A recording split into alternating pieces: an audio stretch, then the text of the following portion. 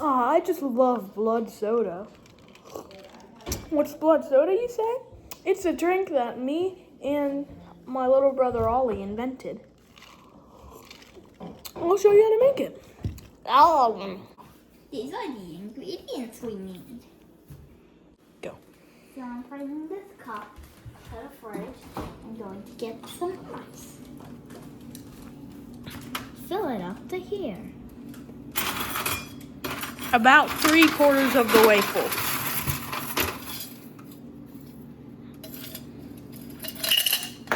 Why do you do it like that? Do it like from the or do you meant to pour it up. Okay, that's good. Now for the next step. Go. Next, you get the grenadine syrup. You fill it about to here. It's the it's the with cherry pomegranate. That's essential for the blood part. 2 right here. About a little less than 1/4. Squeeze. Okay. I'll be keeping track. Because Ollie's Ollie's a little bit of a newbie. Okay, stop. Okay. And now he closes the grenadine. And we move on to the next step. I don't know Next, you're gonna fill it up most of the rest of the way with your sparkling water of choice. Up We the way? chose strawberry peach, most of the way full, like pretty much all the way full, but with enough room that putting a cherry in won't make it spill. See how it's getting that nice red blood effect? Keep pouring and pouring faster. Okay. Now let it sizzle down. And now we get our spoon.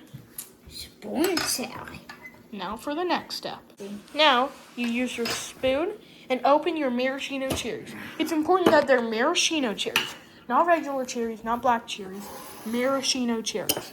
Scoop one out and make sure to get some of the juice with it. Like that.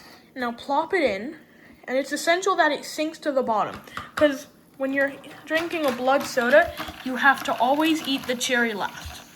You don't actually have to, but that's what we do. See how it's got that blood consistency? You just stir it a bit until it's fully mixed.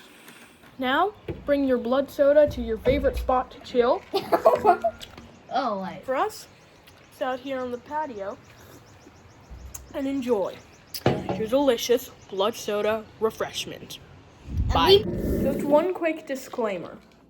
This recipe was actually invented by Bucky.